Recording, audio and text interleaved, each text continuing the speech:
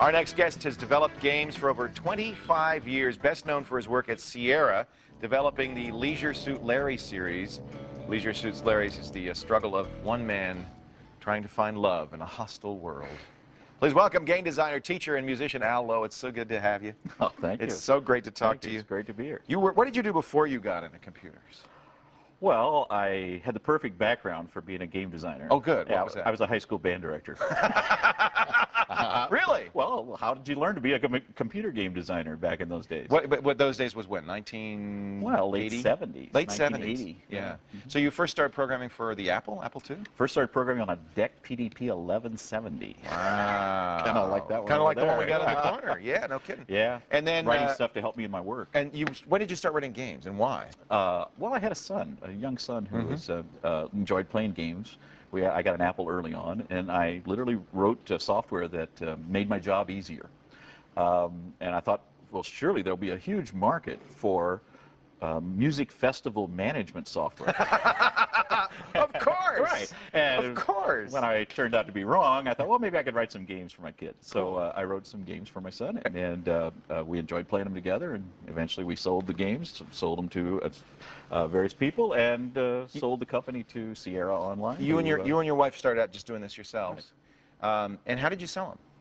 Well, we took ads out in educational magazines. I mean, this is the very early days. I mean, there can't have been more than 50,000 Apple II users. I mean, you're probably so. Yeah. But we came. I remember we came to Apple Fest here at Brooks Hall in San Francisco, and spent a lot of money renting a little 10 by 10 foot booth, hoping that we could sell enough copies to break even. And of course, we did. We ended up selling the company. This was back in the days when the software came in Ziploc bags. I bought the bags. I loaded the bags up. We put them in ourselves. We set up floppy disk copiers on our pool table. Amazing. Yeah. Amazing. So you sold it to Sierra. You went to Sierra. What were the first games you did for Sierra?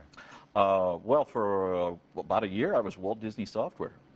You personally? Well, this is, I mean, folks, you got to understand, this is the early days of computers. One guy could be Walt Disney Software. I did Winnie the Pooh in the 100-Acre Woods. I did Donald Duck's Playground.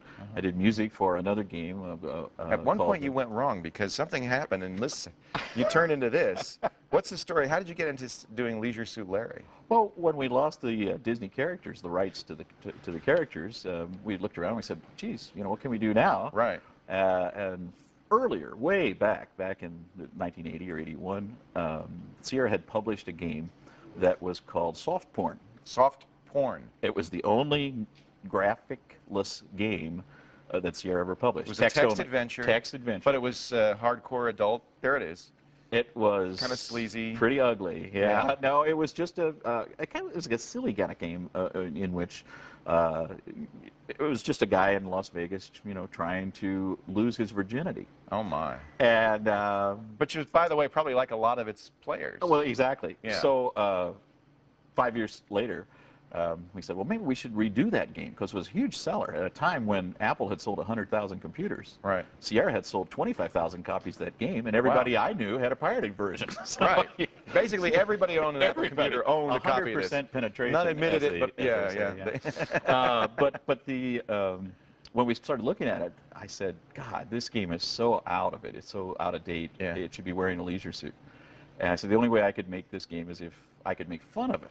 So I took the same puzzles that were there and just added a lot of humor and a lot of silly stuff that I thought was funny. And Leisure Suit Larry. And it came in to be Leisure Suit Larry. Born. Larry Laffer, right? Was that his real name? Well, he was named after Arthur B. Laffer, the inventor of the Laffer curve and Reaganomics. That's Remember right. him? That's right. Because right before we shipped, I had a last name in the for Larry that wasn't Laffer. Right. And it was somebody's name in the company, and that guy left the company. And so I thought, oh gosh, I can't use his name, we better change it. So I went to the Encyclopedia Britannica and I started at the beginning of the L's. And the first picture that came up was Arthur B. Laffer. Perfect. So what better name for a great character? And by the way, that's the point. I mean, even though this has kind of this adult side to it, it really is a comedy title, not a porno title. In fact, it even says here, warning, if you're looking for the really dirty stuff, you're going to be offended. This is disappointing. In other words. Yeah. By the way, you cannot buy this anymore. Sierra this is the last version of Leisure Suit Larry, which includes all the editions 1 through 7 and Larry's Casino. But they don't sell it anymore? Well, my understanding last week was that it went out of print and they're not going to republish. So if you could find a copy if you can find a copy, Why not? Why wouldn't this? Maybe the homeless gal's got one. You would think that they would still be selling this. Yeah. What is it? Why is it that Sierra or any software publisher doesn't think there's a market for this kind of software? That's a good question. Yeah. You would like to still You're do asking the wrong guy. You still would like to do it? Yeah, I would love to do another game. Yeah. Now, I said there's Leisure Suit Larry 1 through 7 on here, but actually, 4 is missing. Why is 4 missing from this title? Well, you know, my dog ate the floppies.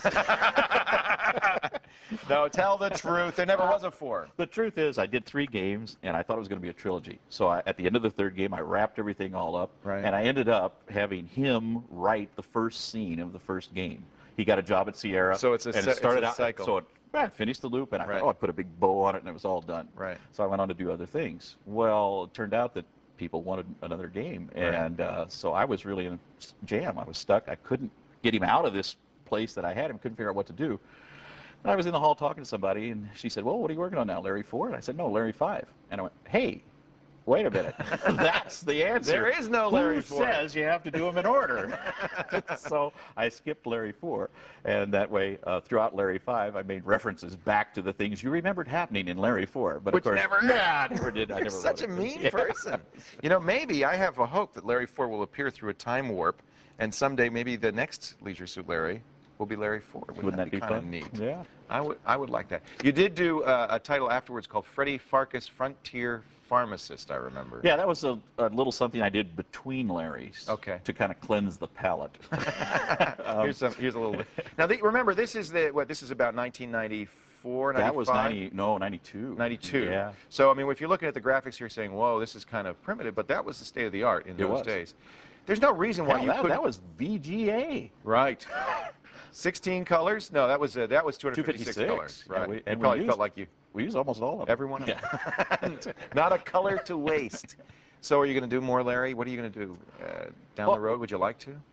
I would love to do another game, but the marketplace right now doesn't seem to be interested in humor. They want first-person shooters and nothing more. Perhaps, yeah. but right now it seems like they're not interested in the kind of things that I'm good at. So what I'm doing is I've got a website, allowe.com. There you go. ALLOWE? Yes. Okay.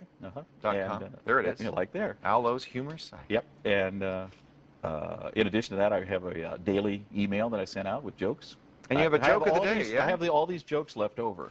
You know, I never got to go to waste. You never got in. Never got in the games. And you have a joke of the day on the website too, right? Yes, I do. And I'm also working on a book. Are you? You've Got Laughs, which is all the internet humor I've collected over the past. I would love to actually hear a history too of all of this stuff sometime, because I think this was an era. It's funny. It doesn't seem like so long ago. I mean, really, it was just a few years ago, but yet an era that's long gone in so many ways. And I have a section on my website called Inside Stories. Oh, I'd love to see. I talk about things that happened at Sierra in the old days. Allowe.com. And Al, I thank you so much for coming in here. My pleasure. I'm a big fan. Are you? You watch the show? You bet. That's great. Yeah. That's wonderful. Well, we hope to see you back with another game soon. I would love to get Leisure Suit Larry 4. Complete my set, you know? Exactly. And folks, if you want Leisure Suit Larry, quick, get to Amazon.com and buy the Ultimate Pleasure Pack. It's out of print now, which means it's an authentic collector's item. And allowe.com is the place for Al's jokes. We'll look for the book when it comes out. You've Got Laughs. For fun and hilarity, check out our selection of Al's jokes and links to subscribe to his email list, the Cyberjoke 3000. It's automated. And it's all at thescreensavers.com.